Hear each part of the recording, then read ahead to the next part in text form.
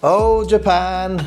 Japan is always changing, and 2026 is set to be a year full of important changes to the way that we travel and do things. So whether you're a return traveler or visiting Japan for the very first time, these changes will help you know what to expect and help you plan your Japan trip. So let's discover how traveling in Japan is changing and what's new or updated when it comes to trains, Shinkansen bullet trains, and general transportation in Japan. I can already tell that 2026 is going to be a great year for travel, but also the last chance to experience some iconic things too. Before we dive in, consider subscribing for more important info, updates, itineraries and insights, and a lot more.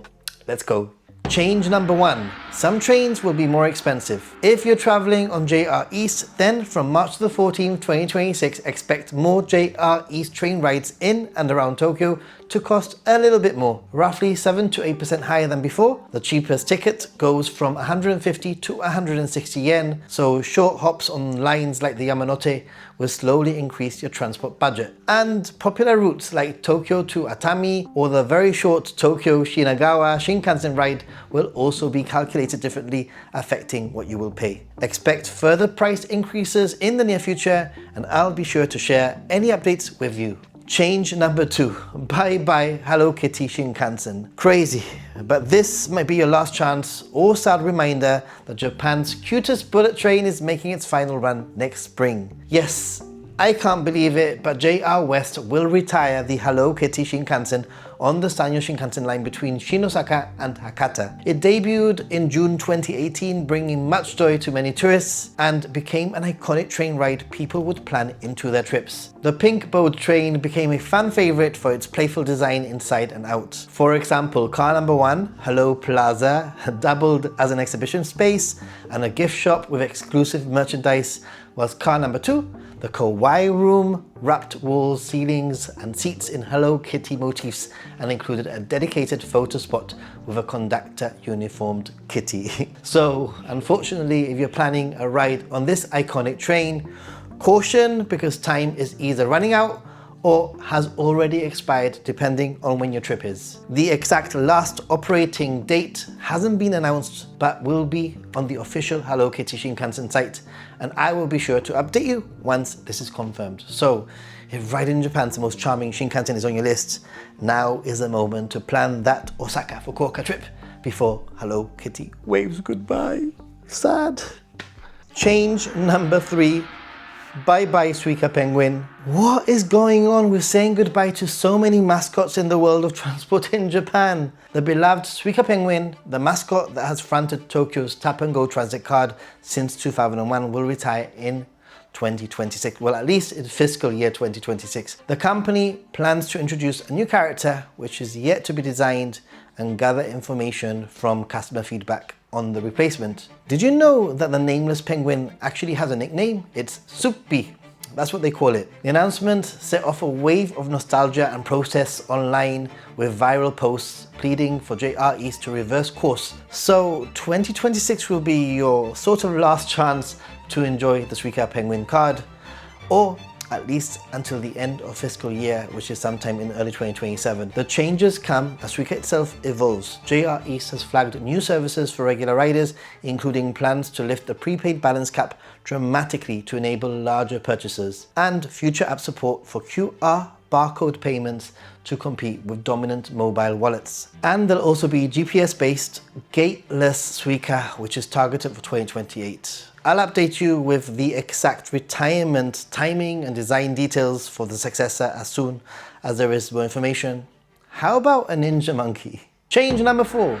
Digital Suica elevated. Well, Suica might be changing, but so is its digital version, or at least a digital welcome Suica. The digital welcome Suica was actually introduced earlier in 2025, but its newest update went live in October 2025 when JR East linked the Welcome Suica mobile app to JR East train reservation. That means that you can now purchase seats directly from the app and board ticketlessly. That's a difficult one to say. Ticketlessly. That means that you can actually purchase your seats directly on the app and board ticketlessly for JR East Shinkansen, Tohoku, Hokkaido, Akita, Yamagata, Joetsu, and Hokuriku. The key limited express services like the Narita Express will also be enabled. Just tap your iPhone, your Apple Watch, at the gates, no paper ticket needed. And 2026 will see more lines added, with the Odoriko and the Safai Odoriko to and from Izu area expected. And in spring 2026, the plan is for the app to let you buy green car seats on the Tokyo area local trains. Just note that this app is only available for iPhone or Apple Watch users. Location settings is required, and issuance and top-ups can be restricted in some countries until you arrive in Japan. And also note that JR Central's Tokaido Shinkansen, which is Tokyo to Shin Osaka, cannot be purchased directly on the app. For now anyway. Looking a bit further into 2026, and JR East plans to add QR or barcode payments to mobile Suica by autumn 2026. Change number 5, unified Shinkansen bookings. This next update will make traveling in Japan so much easier. You might not be aware, but booking trains online in Japan up to now could be a little bit of a headache, because previously each railway company ran its own platform. Smart EX for the Tokaido, Sanyo, Kyushu lines, and the JR East used Ekinet for Tohoku, Joetsu, Hokuriku. So some trips sometimes meant juggling 2 sites, 2 logins, and separate confirmation pages. But the good news is that Japan has started rolling out a unified online system for Shinkansen reservations, and changes have already been implemented, and improvements will continue into 2026 through to fiscal 2027, as the companies will gradually integrate their own services so that you can search, book and manage seats for multiple operators in one place. Expect travel to Japan to become easier when booking online. All this talk of traveling, I've actually got an awesome guide to Tokyo's train network. And if you're traveling soon to Japan, then an eSIM or a mobile data will really help you unlock Japan. I use Sakura Mobile, so please consider using my affiliate link in the video description or the QR code. You'll receive a trusted product, and I'll receive a small commission at no additional cost to you, getting a product that you were likely going to get anyway. Change number 6, Tokyo Metro going fully contactless in 2026. This one's kind of epic. A major upgrade is coming in 2026 if you're traveling on the Tokyo Metro. It has been officially confirmed that all 180 of its stations will support tap to ride contactless credit card payments by spring 2026. That means no more hunting for a Suica machine, no more topping up, and no more wondering which card works where. You'll simply tap your contactless card or your phone at the gate and go. The setup is simple. Tap in, tap out, and the system automatically calculates your fare and charges it to your card later on. It works with contactless cards, debit cards, and prepaid cards, as well as phones and smartwatches linked to those cards, and Android too.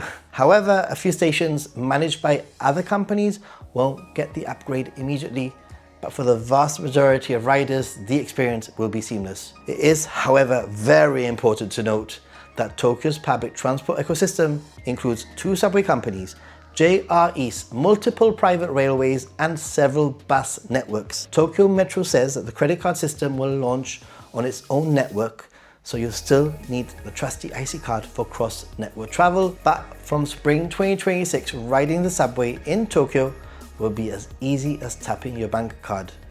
It just won't work in JR yet. Change number 7. New trains can be enjoyed in 2026. Japan is always adding new trains, but I wanted to highlight the new Keio train first, because if you're based in or around Shinjuku and you're traveling west to Hachioji or to Mount Takao via the quick transfer, there's a new train coming in 2026. It's awesome to report that accessibility gets a big upgrade with Car 5, which introduces Keio's first large seat-free Hidamari or something wheelchair space area. It's built for wheelchairs and strollers with oversized windows for kids and a door positioned that lines up near station elevators to smooth out transfers. That's pretty cool. Here's another awesome train debut, which actually came into operation at the end of October, but is a noteworthy addition for travelers visiting Japan in 2026, and that is JR Shikoku has unveiled a fresh Amperman train. This service runs between Takamatsu and Tokushima in Shikoku with 5 round trips daily. And if you're traveling before the summer of 2026, then there's a new Super Mario train in Kyushu. Until June the 30th of 2026, JR Kyushu is launching a playful regional tourism campaign with a fleet of Super Mario themed trains running across the island. 6 trains, including 2 Shinkansens, have been transformed with bold Mario designs, turning everyday travel into Nintendo-style adventures.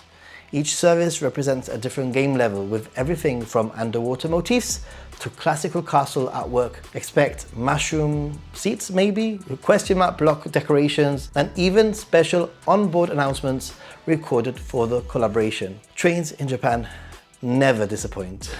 Change number 8. There's a new bus route launched, and it will be traveling from Narita in 2026 for better and cheaper transport to Ginza. The new direct Narita to Ginza airport bus is here. Getting from Narita to central Tokyo just got easier. The Tokyo Narita airport bus now runs some services directly between Narita airport and Ginza station, skipping Tokyo station for a faster, no transfer ride to the heart of the shopping district. Many buses will still serve the Tokyo station Ginza pattern, but 20 out of the 70 daily Ginza services are now truly non-stop. Fares are a flat 1,500 yen for adults and 750 yen for children. At Ginza, you'll arrive beside a major subway hub served by the Ginza Marunouchi and the Hibiya lines, making onward connections straightforward. Change number 9.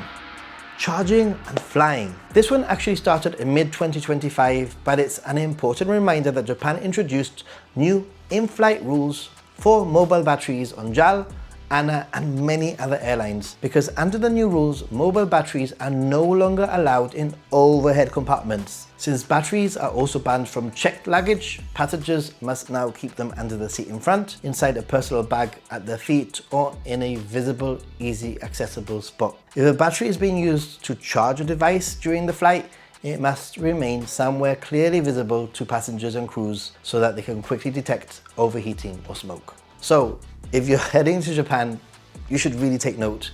If you're bringing a power bank, which let's face it, most people do, just make sure that it stays out of the overhead bin and within easy reach throughout the flight. So Japan travel is set to change. It will improve, but it will also lose some iconic things too. Overall, I think that the tourist offerings are always improving. 2026 looks like a great year ahead. What are your thoughts? And a big thank you to my patrons, members, and the Ninja Monkey community, where positivity, helping others and supporting each other come together to showcase the very best of Japan travel.